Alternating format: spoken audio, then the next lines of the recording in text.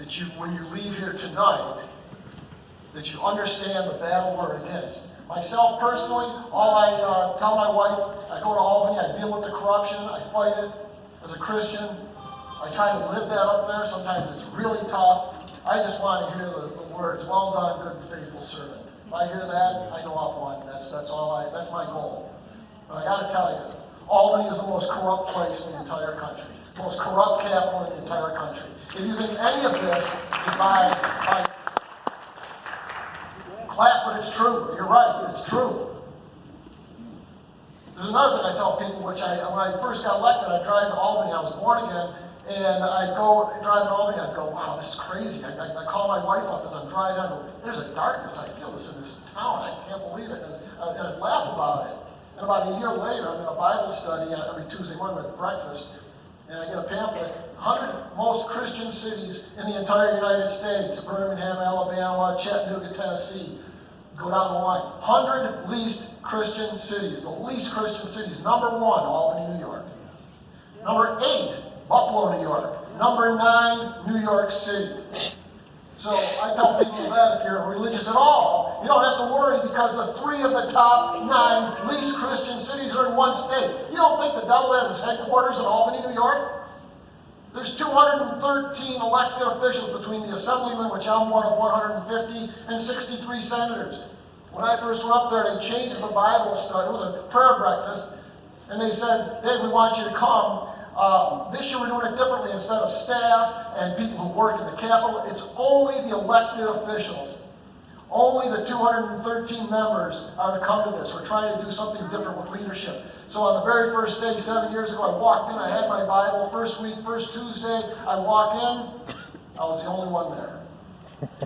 Senator Marcione, a new freshman, with me, came in, and for about 2 months, we were the only 2 people out of 213. We got it up to about 6 or 7. This year, 7 years later, I think we hit our watermark at about 12. Is that an iconic number? If you read the Bible, that's an iconic number. But I got to tell you that up front because when we talk about religion or we talk about moral values, a plumb line, something that you can direct yourself to, because I think out at this end of the state we have a lot more than New York City. There is no plumb line in Albany. Half those people are bought and paid for. Make no mistake. As he just as Father, you did an unbelievable job. Can we have a hand for Father? Incredible job. And he was right. On June 13th, our last day in Albany, and we were there 27 hours straight. That's a joke, too, by the way. But that's when they passed taking away the religious exemption. The next day we go, so that day we go home. How amazing that on June 14th, $140 million from Merck Pharmaceutical comes into New York. Amazing, isn't it? Boy, you don't get coincidences like that, do you? No. That thing was totally set up for months. They don't do that in a week. You don't plan to put $140 million in a week. That was planned. So if it was planned, who planned it? The governor. You go to the top of the state, the governor, the most corrupt individual in New York. And then who was with them? A number of the majority. So out of the majority, let's see how it works. Last year, everything changed. I hope you know that. In November, the whole structure of New York State government changed. The Democrats control everything. So if you're a Democrat in here, at this end of the state, I'll bet if you're a Democrat in here, I'm going to tell you, you're probably one of the good ones, coming from a conservative. Because New York City controls everything. So real quickly, I know some of you might have heard it, but if not, there's 150 assemblymen around New York State. I'm one of 150. We all have it by population. There's 63 senators. Out of the 150 assembly people, there's only 43 Republicans. That means there's 107 Democrats. And it's been that way for decades. We're in the bulletproof minority. But out of the 107 Democrats, 82 are from New York City. Simple math. 75 is half. 76, you can get anything you want. 82 are from New York City, which means every single thing we do in New York State, everything that I do, where my office is, what we pay for it, who my staff is, what they're paid, everything is controlled by New York City. Crystal Peoples in Buffalo, anybody know who she is? Crystal Peoples Stokes. She's an assemblywoman in Buffalo. She became the floor leader on the assembly last year, which means she's probably the third most powerful woman in New York State. And you know what? Crystal Peoples can't get any of her bills passed unless when she's in conference, the New York City contingent says it's okay. That's what it's like. Now, if you think New York City's fun, New York City, in the 7 years I've been there, I talked to all the old timers up there, the whole assembly has changed. The whole makeup has changed, everything's changed. Because out of New York City, they're going far left. That's why I say the Democrats around here if you went to New York City, you'd literally be ostracized out of your district because they wouldn't talk with you. Robin Schimminger in Buffalo is a Democrat. He's been there the third longest. He's been there 46 years. Out of Tonawanda. Robin's the most conservative Democrat in the Assembly. Up until about 4 or 5 years ago, Robin had a lot of clout.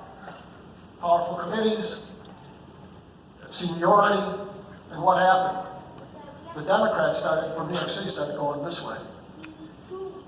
And Robin now is ostracized in his own conference. He can't get anything out of his own conference to the point they ostracize him because he's too conservative as a Democrat.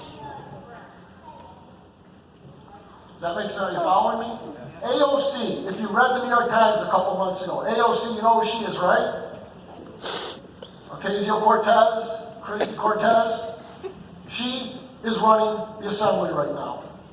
She has, in her district, she took 7 Democrats, and some of them are very revered. Jose Rivera, or Ortiz, who's head of the Puerto Rican Conference, New York State, out of New York City. She's primarying them with 7 of her own people because they're too conservative to her. All 7, you can read this in the New York Times and the Daily and all those. All 7 of them are running on the Socialist Democrat Party line. Do you know what that is? It's the communist line. That's the Communist Party in the United States. All 7 are running primaries against their own Democrats because they're not communist enough. They're not socialist enough. That's what we deal with. We have at least 3 devout communists, elected communists in the assembly right now. This is not the way it's supposed to be in this country. This is not the way it's supposed to be, but you're watching this huge divide. This is like the Red Sea Party. You're either over here or you're over here. And then if you're in the Democratic Party, you better be over here, because if you're not, if you're in the middle, you're out. And that's a shame, because I worked both sides of the aisle. They can't believe it. I was rated the #1 conservative, I'll get that in January, the #1 conservative in New York State this year, and around the country, the American Conservative Union, Match Lab, I don't know if you know that group, and they rated me the #1 conservative in New York State nationally. And you know what? I get more done than anyone in my conference, because I go across the aisle, and they can't believe it. The leftists on the other side pull their hair out, and they tell me, and the people I talk to, they say, Dave, you gotta be careful. I get screamed at in conference. I go, for what? Because I'm talking to you. I said, yeah, but we're getting something done. They say, I know, but they don't care about it. They don't care. And I gotta impress upon you. They don't care. There's no plumb line in Albany. There's no moral values in Albany.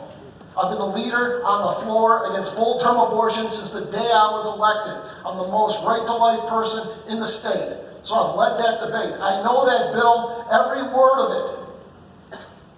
And I've debated it for 7 years. And the lady, Deborah Glick, on the Democrat side from Manhattan, or wherever she's from, she won't, last 2 years, she won't debate me. When I stand up and we have to talk, we debate that bill, this year she wouldn't debate me. Because I call her out. If you know me, I get very passionate, especially about issues that I'm passionate about. Abortion, darn right. I got a 12-year-old daughter. Guns, darn right.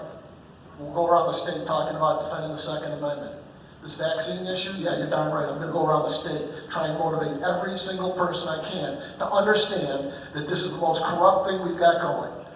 And this is a huge fight in Albany, because if you're with us, are not battling on level playing ground. We're up against big money. This is a different fight. If you think we're just going to walk in there with a few people and have a rally and win, it's not going to happen. We need everybody writing postcards, making phone calls, and don't be nice. I mean that. Don't swear, don't scream, but you got to be firm. These people get dressed every morning just like you do. And you got to tell them exactly. I'm a one-issue voter. This is my issue.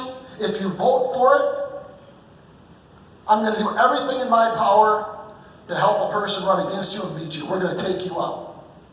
Every person's name that was on those bills up there, they should all be gone. Because if they're not gone, they're going to keep pushing it. That full-term abortion bill has been around for years, right? I've debated it for 7 years, and people said, it's not going to happen. There's no way in New York State we're going to go to full-term abortion. And I hope you know what that is, and I'm sorry if your kids are here, plug their ears, just so you really know. Remember in Virginia where they said, just let the baby be comfortable? You remember that? Anybody? Not? You don't? If you don't understand that one, raise your hand. If you don't remember that. All right, then you do. That's New York State. The baby is born, the umbilical cord, the doctor holds it up, shows the mother, beautiful, 8-pound baby girl, fully healthy. She says, I don't want it. The doctor has to kill it. No questions asked. No questions asked. There is nothing in the bill that prohibits the woman from saying, I don't want it. There's nothing in there that protects the doctor if he doesn't kill it. He says, he can do anything. He can say, give it, let's put up for adoption. It's perfectly healthy. No. Those discussions can't be had. It's horrible. And when I debated it, and when we debated it as a group on the floor, and we lost, and they put the vote up, maybe you saw it, the place erupted. They wouldn't allow hardly any pro-life people in. The stands were packed with pink hats and pink jackets and pink scarves. Everyone in the place, and when the vote passed, it erupted. Cheering. They were mocking God. That's what I did. I cried. I cried right at my seat. That was like a knife, and it still hurts today. And I will never stop fighting that one. I'm going to be fighting that full-term abortion. You know what? We're going to win that. Did you know that about 90% of millennials are against full-term abortion? Did you know that? Yep. Now, you might not have a lot of faith in the millennials, but the fact is, because the computers are on their phone all the time, right? Well, what are they doing on that phone? They're watching 4D sonograms that show a baby. And I've heard from a lot of millennials, they laugh at these people that debate and say, oh, that's not a baby. They laugh at them because they know the technology shows it. So I just want to say, we're in Albany, it's as corrupt as can be. The corruption drips on the walls. So I want to put this out there because I do everywhere I speak. If you ever get a chance to come to Albany, if you go to Albany, call me, call my office. You can come down the floor with me. Come up to my office. We'll walk down. I'll show you the Capitol, and we'll go down on the floor. It's really nice. You can get introduced, which is cool, and you can sit right next to me and watch the proceedings. And up to this year, I've had about 36 people come in. About half of them I don't know. They just take the invite. Hey, I'm coming down, and I'm going to be there for the day for a few hours. And you said you're going to, I said, yeah, come on in. Let's go. Bring them down. And every one of them, within a half hour, looks at me and looks around and says, did that just happen? Dave, why did that happen? What happened? What was that? And then I have to explain it to them. And they go nuts. Because when you're sitting in the chair and you watch how corrupt New York State is, boy, it leaves a mark. It leaves a mark. You don't forget it. And one guy, I like to tell this story real quick. He came in, he had overalls on, he was from Wyoming County, and I didn't know him. He said, I want to sit down with you, Dave. I said, sure, come on in. You know, gave him the tour, got him introduced, sat down within 20 minutes, we were on some boat, something happened. And it's a, you know, it's a big place. On the top, there's these beautiful stained glass windows all around. And someone was debating something. And out of the blue, he got so upset, and out of the blue, he just screamed, literally, yelled out. He says, like it was just quiet, they're debating. He goes, it was up to me. I'd back up cement trucks to every one of those windows and fill this place in with everybody in here. And I tried to crawl under my desk because, you know, you're not allowed to say anything. And I looked up at the speaker, and the steam was coming out of his ears. And I knew he was gonna just light me up for having somebody talk. And but all of a sudden, the whole place erupted. They started laughing. They thought that was really funny. And when everybody started laughing, the speaker looked around and he started laughing. And he said, and he just was very nice. I said, Dave, please refrain your guest from any outbursts. You know, you can't do that. And boy, I was so relieved. But just that's what it was. He just he yelled it out. But that's what we deal with up there. And I want to tell you now. So let's go back to the abortion because I want to show you this video, or excuse me, the vaccines. And before we do that, I have a 12-year-old daughter. She's fully vaccinated. About a month ago, the school called up East Florida and said, "Your child owes one more vaccine." This was on a Monday. They said if she doesn't have it by Friday, she's banned from school. And we're like, you gotta be kidding me. One vaccine, you're gonna ban her from school? So with the help of Marie, my wife, they did a holistic thing where they made her drink a lot of fluids and vitamins and certain things, so when she got that last vaccine, hopefully it diluted it because of the effects. And so I want to tell you that because this is not an anti-vax meeting. It's not an anti-vax group. If we start using anti-vax, we lose the message, folks. I want to tell you that. We lose it. Okay? This is not anti-vax. Yes, if you're anti-vax, God bless you. I'm with you. Go ahead. Right? I'll never let my daughter get Gardasil. Ever. Knowing what that does, my 12-year-old next year, if that's mandated, I don't know what we're going to do, but she's not getting those shots. I could not live with myself if my daughter got that shot and was affected. Knowing what I know, I couldn't live with myself. My only daughter. So, we're not anti-vax, but it's parental choice. You're taking away a parent's choice to raise their kids the way they want to raise them and saying, no, we're going to let the state take full control of our children. What does that remind you of? I know a certain point in history, about 70 years ago when that happened in Europe. And we're at it now.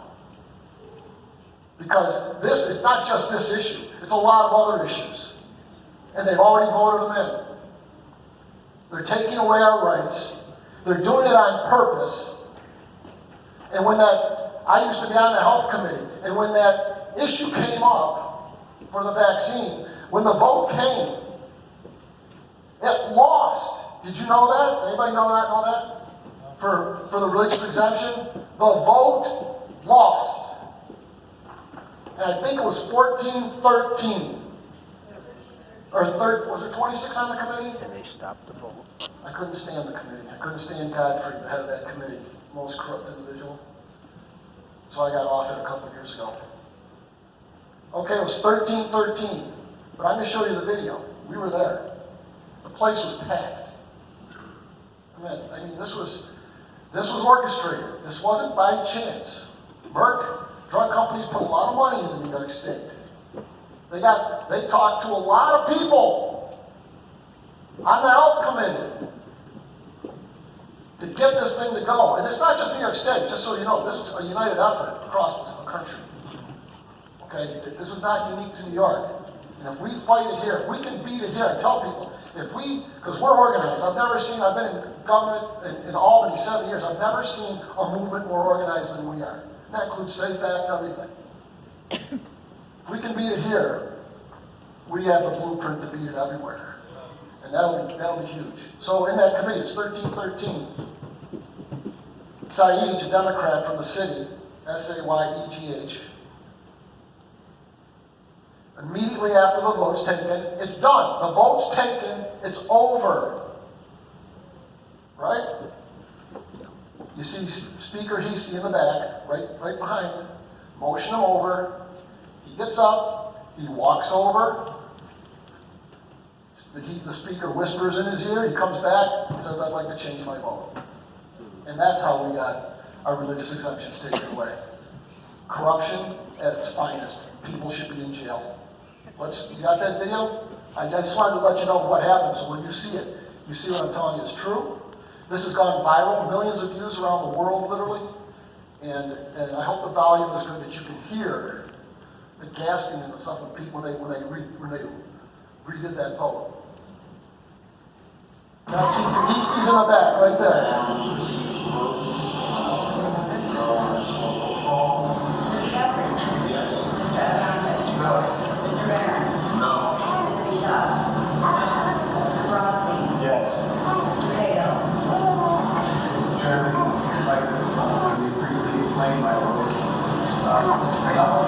Primarily charged with dealing with maintaining the public health.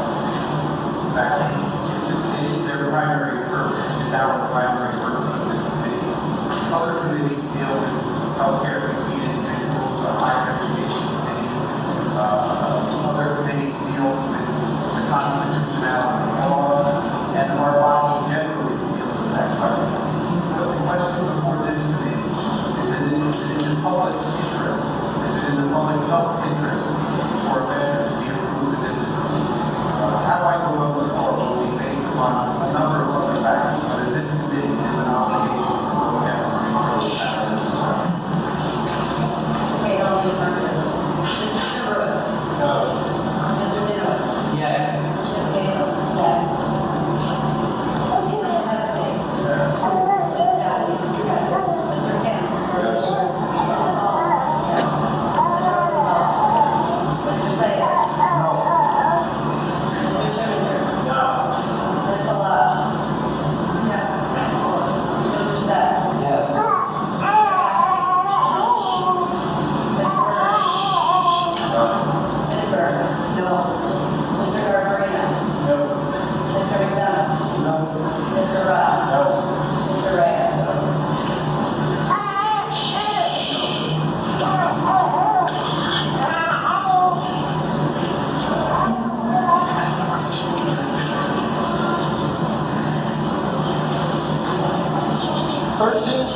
That's East Motion Saeed over. There he is.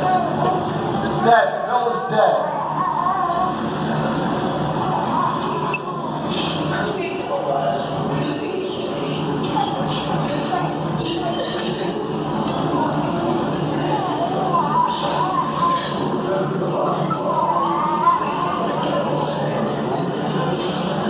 People are crying. They think it lost, but they're happy. Okay, please. Thank you. I've kept mine.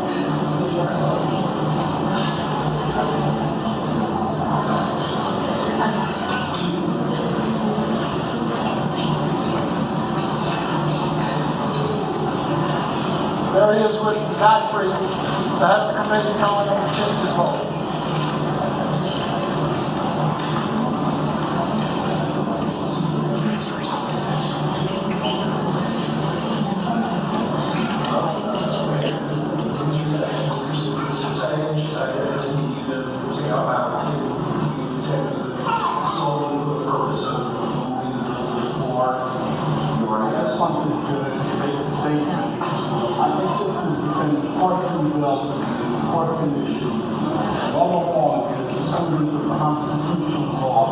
I've always represented protected individual rights and religious rights. And as an educator, parental choice is very important for me.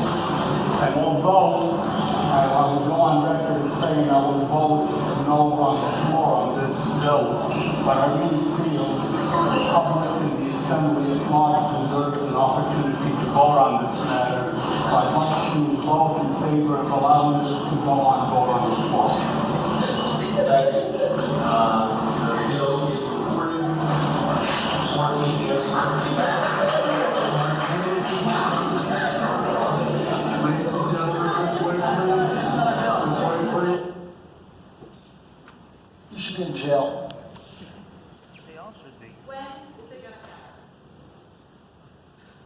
That's the way it goes in Albany. That's common. That's common. Did you hear what he said? He goes, you know, for the sake of a Constitution, he wouldn't believe the Constitution if it hit him in the face. He wouldn't know it. They don't believe in the Constitution in Albany. Andy Goodell, you know Andy Goodell, he's an assemblyman over in Chautauqua. He's our floor leader, he's an attorney. You might know his name because his cousin is Roger Goodell from the NFL. Andy's the most honest, great guy, and he's the smartest attorney I've ever met. At least 2-3 times a week, the Democrats bring up bills that are unconstitutional. And Andy calls them out when we debate. He goes, you know, and he goes into his thing, you know this is unconstitutional, this bill, you can't vote on it because it's against the state and federal constitution. And you know what they do? They laugh. They laugh every time. It's so disgusting, I get so upset. 1 in 5, they call it. That's the term. It cost you $1 million in 5 years to beat us. That's what they say. So I just wanted to let you, that's what it is, all these bills. Safe Act, too. 1 in 5, that's where I learned the term. My first day in Albany. Excuse me. Yeah, we don't care if it's unconstitutional, Dave. 1 in 5. It's going to cost you $1 million in 5 years or more. What's the Safe Act been? 7 years? It's been way over $1 million, and we haven't gotten anything. So they just pass it because they don't believe in the Constitution. So there's so much more. I know my time's at the point, and I just wanted to say there's a lot more. I'll be happy to stick around and tell you more stories about that. We can beat this. We're organized. I want you to stay vigilant. I want you to help out any way you can with the postcards, with the phone calls especially, and especially if you have an opportunity. I know we're out. Your Assemblyman here, Joe Giglio's awesome. He's a good friend of mine. He's with us. But I want to make sure, you know, we're not in the city. You're not close to Buffalo, but if there's ever a chance you can come out and protest or just be a part of that group, it's important. And we'll talk more about it. I'm not the one really organizing those things, but I can tell you they're effective, and we can do it. So we can win this. We need everybody together. We need to keep building the momentum around the state. If anyone else wants to have a meeting out here or anywhere, you just let us know.